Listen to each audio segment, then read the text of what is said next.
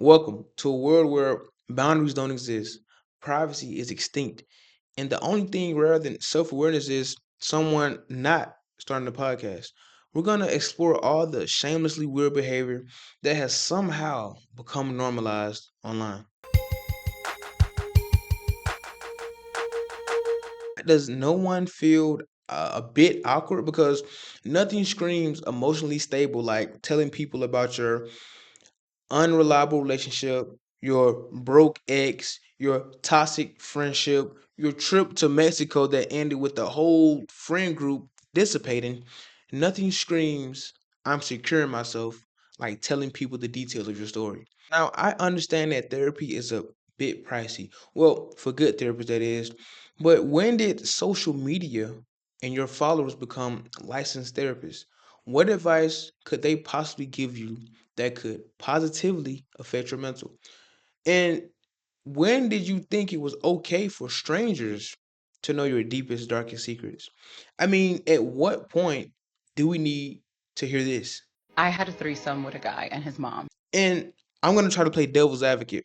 Maybe they thought a therapist followed them and that they would see what they were talking about. And then after they saw it, they would DM them and give them a free consultation. People are paying people to give them advice. It's like they inverted what therapy would be. Someone is paying you for you to tell them your trauma story. Now, it's genius. It's a genius business plan. You're getting paid to just talk about yourself. When do you think it became the new norm? Drop a comment down below and let me know the moment you saw an influx in oversharers. And as I was researching videos to insert in this video, I found out that there are more stories out there than you could possibly imagine. If you could think about it, there's more than likely a story or a thread on Reddit similar to what you thought about. And there are so many people whose videos that don't go viral that get lost in this big encyclopedia book of just stories. And as I was watching them, I kind of got depressed because these people feel like social media can do more for my mental health than me going down and having a consultation with an actual therapist. And I understand the prices are high. I get that. But the next best place will not be a bunch of strangers who know nothing about you. In the military, we're told not to post personal, identifiable information online. And to see so many people posting their whole address, what they look like, what their family looks like on social media for advice, it's kind of weird. It should be criminal. Talking about criminals, let's transition to people who post their crimes online just for a like. It's no way you think that doing this Gotta feed them. You gotta stop and you gotta feed them. is going to be the route to making money. Like, no way that you think that this Limited time only. Mr. Beast is in Walmart, so everything is currently free. I repeat, everything is currently free. is going to be the way to get money. Because if you do, I got news for you. You could be right. You could possibly be onto something because we've seen people get money in the darnest ways. And I continue to get amazed day by day at the amount of people who blow up off the most randomest things. What's the purpose of a door? To connect to something else, open up to another room. Exactly. So that is on. If it's open, it's on. You can use that. You can just go in and out. That is on. If it's off, okay. it's turned off. No one's touching. There's no use for a closed door. Now, that was deep, right? Now, if you like that, check this out. I have been a bottom for a very long time. I definitely was like always bottom, like always never fucked around being top, like always bottom. But then in my most recent and bestest relationship ever, I have dabbled into top land, and it's fun. Great stuff. It's riveting, right? Let's talk about this new epidemic that's sweeping the nation by storm. I'm talking about the podcasting pandemic. It's a pandemic because apparently people that have zero charisma or insight about topics, they think the latest career path is having a full broadcast set up and talking about things, deep, controversial topics like You're fantasizing about yourself in Denmark with a bunch of glory holes? Bottom line is I fantasize myself being at the receiving end of this glory hole. Do you know that your fantasy is my nightmare? No, it's just a fantasy. It's not like what Imagining you in this situation is literally maybe the most horrific image I could. that's very riveting stuff. If I do say so myself, I could be wrong. What do you think? Some of these podcasts, they sound like conversations of a fever dream of what a bad group chat would sound like.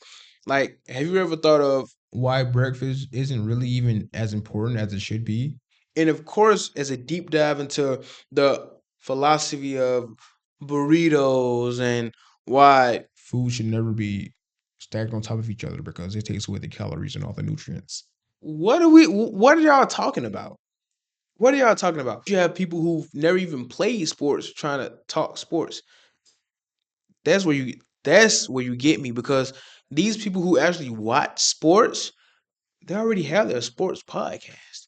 They're not gonna tune in to the basketball bros. No one's watching that, bro. Sorry, I'm being mean. Because technically you can say that about my YouTube channel, being that I only have 56 subscribers as it is upload. So you can say the same thing about me. But at least I'm putting a small bit of creativity into my videos. Now, wait, I may sound like a hater. I am. I just want to get to the bottom of some of these trends and the lack of creativity that goes into some of these ideas. Like, why do you feel the need to air out your laundry on social media? Why do we need to know your deepest, darkest secret? And you can always say, and there's always the comment that asks the question I'm asking, and you have 50 replies. You can just scroll. You don't have to comment. They don't. And you don't have to reply to that comment either.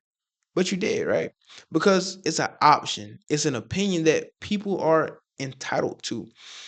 And as I said at the end of my previous video, I only post things that you don't mind being critiqued. That's why I can be a hater because social media is a critiquing battleground. Unless you don't care to be critiqued, you may want to keep your posts private. I even asked ChatGPT and they give me some sketchy answers. But who has become famous from bragging and boasting or oversharing? Now, there are a lot of oversharers who became successful. You can just go to TikTok and they pop out like hotcakes.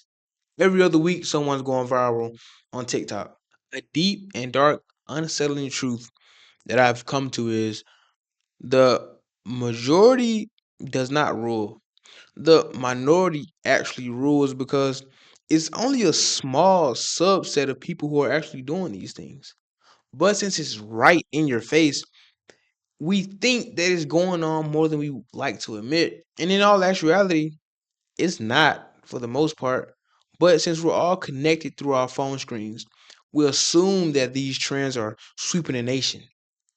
And ignorance knows no bounds. But just how far will people go in order to get to a level of fame? Just how far will people go? What will you do? What will you say? Who will you do in order to gain fame? Because ignorance is a bottomless pit that we're just now scraping the surface. If you've ever been on a illegal website, not that I know anything about, I just heard it in a. Anyways, if you see some of the comments there, or some of the videos that get uploaded there, it's like these people are not these people in general, but this type of behavior is kind of migrating into the mainstream media, and it won't be too long before it's the new normal. So how do we combat this? No, seriously, like how do we combat? I don't have a profound answer. I really want to know. So help me in the comment section, and let's figure out how do we combat ignorance. over social media. You could say just unfollow or delete the app from your phone. I mean, that would be the easiest thing. But what about your partner or your spouse who's showing you these dumb videos? Then what? But thanks for stopping by, guys. I really do appreciate you guys for supporting the channel and the movement. Don't forget to like, subscribe, and comment. And let me know different ways that I can improve on my videos, because my goal is to put out the best content possible for you guys. But that's all for now, guys. Peace. And some of the podcasts I was looking to as I was researching for this video, some of these people have the stage presence of an unbaked potato, just dry in there. But that doesn't stop them. No, they're still cranking out episodes like their thoughts are profound, as if podcasting has turned into the participation trophy of social media. If you don't have a podcast, you don't have a voice. And I noticed this even in the athletic community with the NFL players and NBA stars.